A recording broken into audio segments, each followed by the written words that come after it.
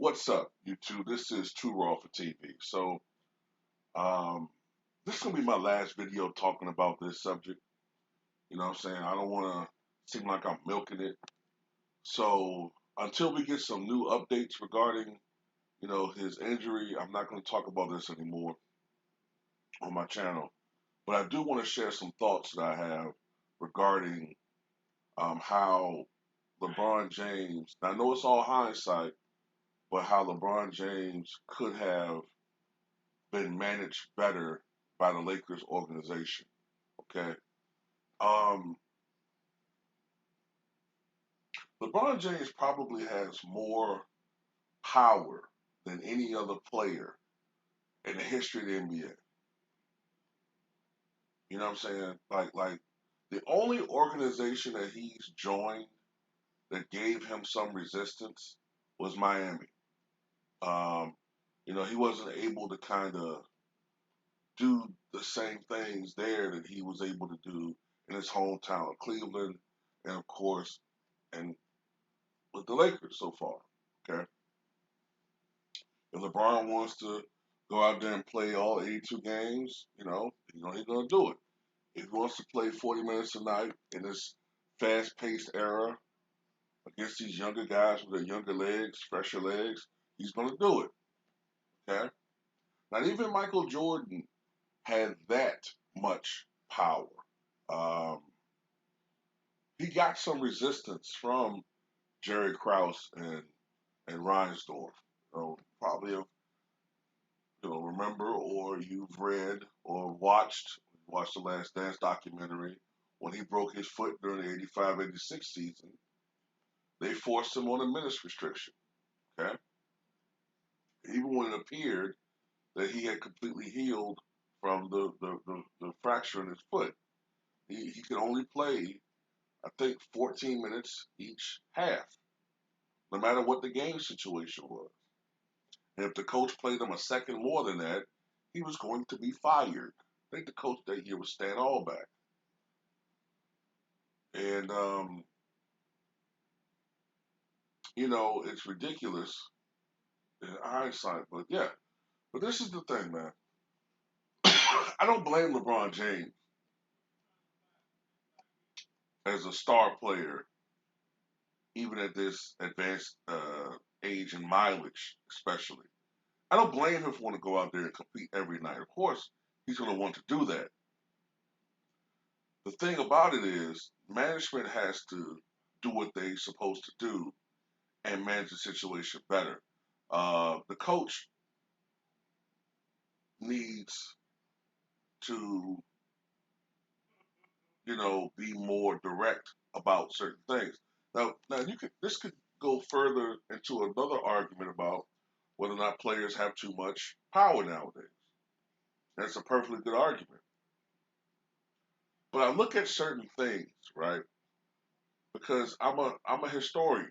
So I look at things differently from a lot of people. Okay.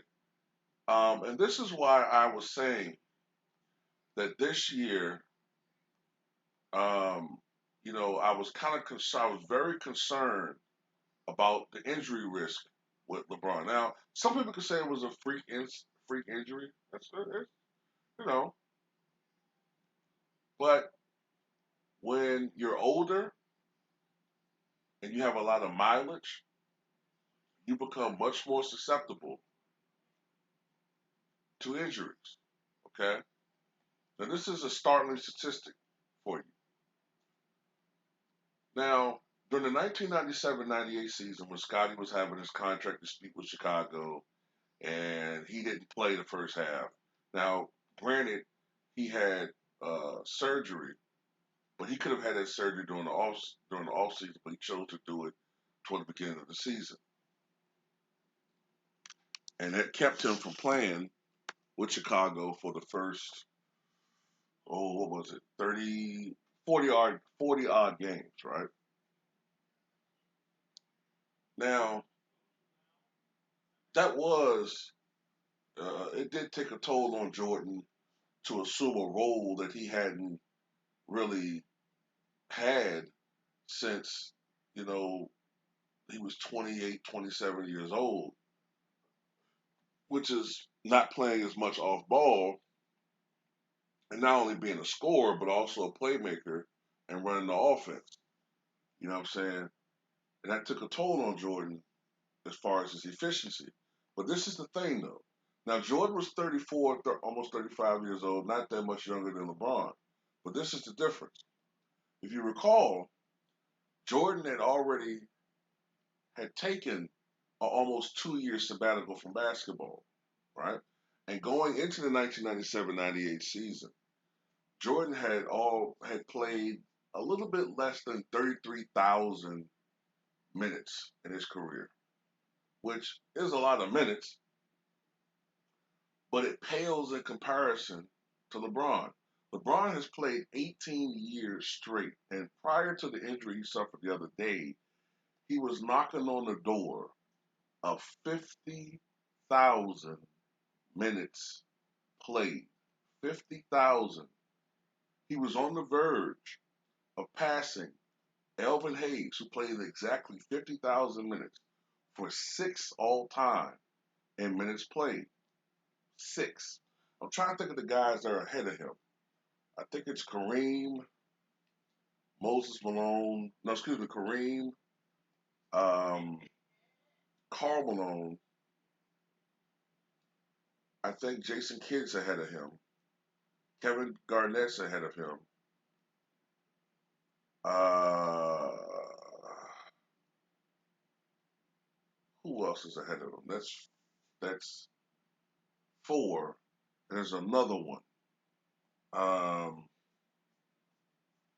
it might be Dirk Nowitzki. I think it's Dirk Nowitzki. Those are the only guys that have played more minutes than LeBron and Elvin Hayes, right? But all of those guys, by the time they had played their 50,000th minute, were all role players by that time. They had transitioned from being star players to taking a lesser role. LeBron is still playing heavy minutes with already 50,000 minutes of mileage on him. That's a lot of fucking mileage. And I know LeBron's a bad motherfucker, but he's still human.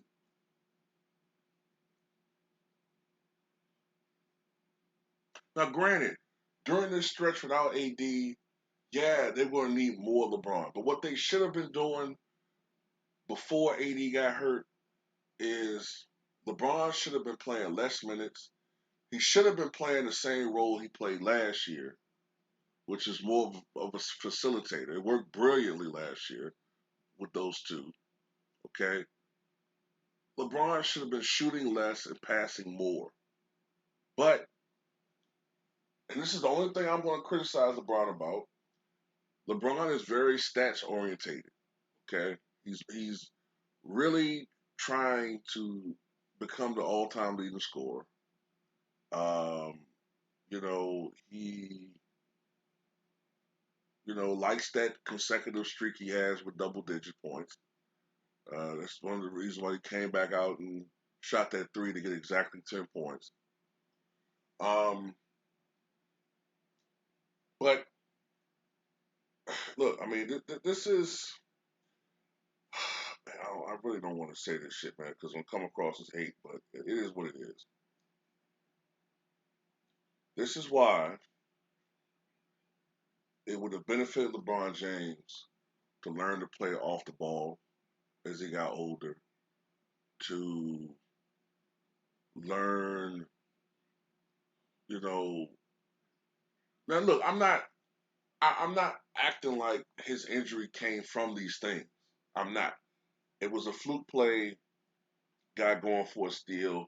It doesn't really have anything to do with what I'm saying per se, but these are all things that he could have done that could have lessened the wear and tear on his body. You know what I'm saying? Um, Instead of always, playing the same style that he played when he was 20 years old, 25 years old, 30 years old. Um, I don't know. You know what I'm saying? Maybe learning to play in the post a little bit more, taking some of I don't know. You know what I'm saying? Whatever. You know, Michael Jordan by the late '90s is one of the best post players in the NBA. It took a lot of wear and tear off of his body. Um, you know, that's why he was able to play all those games and still look fresh.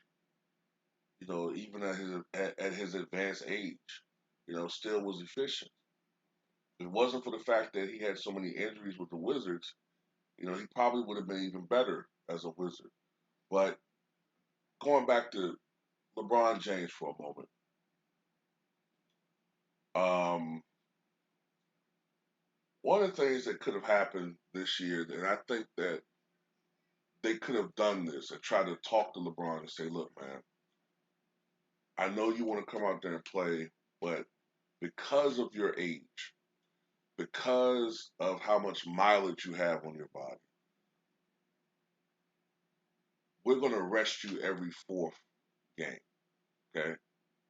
Every fourth to fifth game this year, we're going to sit you down if it's possible. If it's a game that we think that the Lakers can win without you, we're going to sit you. Or we're going to try to sit you after the first quarter. Whatever. Even games that are blowouts, let them sit. If the game's a 25-point blowout in the second half and they maintain the lead, let LeBron sit. How many times did we see Jordan and Pippen and all these guys sitting with their knees iced in a blowout? How often do you see that now? How often do you see guys in blowouts just sitting on the bench now? What you see now, oftentimes, are guys padding their numbers, guys still out there, starters, in 30-point blowouts when they don't need to be out there. And then that's when you see a lot of these unnecessary risks, a lot of these unnecessary injuries. Just for example,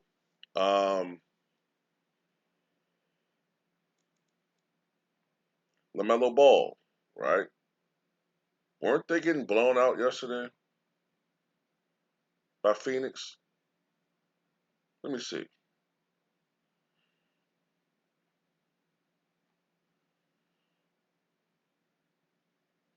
No, the Clippers.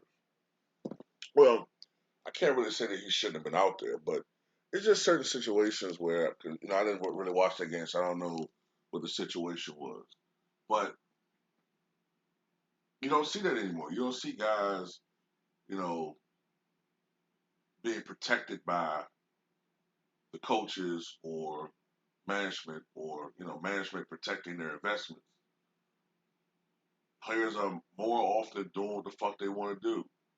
They're going out partying, they're going out doing all this extra shit, what I'm saying, breaking protocol, not coming into camp in the best shape. And often what you see is when you got guys not coming into basketball camp in the best shape, you get injured. And then there's also another thing that you got to be serious about. Nobody wants to talk about the fact that PEDs are probably very prevalent in the NBA, and long-term PED usage does ultimately lead to structural, ligament issues. You know what I'm saying?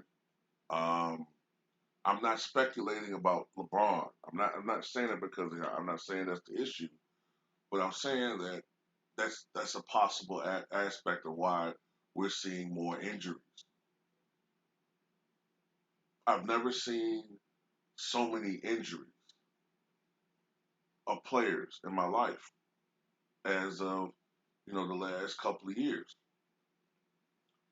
But that's pretty much all I gotta say, man. You know what I'm saying? I kind of put a little fault. I put a lot of fault on Lakers organization and the coach. You know, but then again, that goes to show you how much power these players got. This isn't 1987. It's 2021, and all of this. is pretty much just for naught. He's injured, and hopefully he'll be back relatively soon. The question is how soon. I- I'm I'm I'm thinking at best sometime in April, maybe late April. You know, at best, and I think that's pushing it because I see a time window with this type of injury could take 4 to 6 weeks, and that's being optimistic. So tell me what you guys think.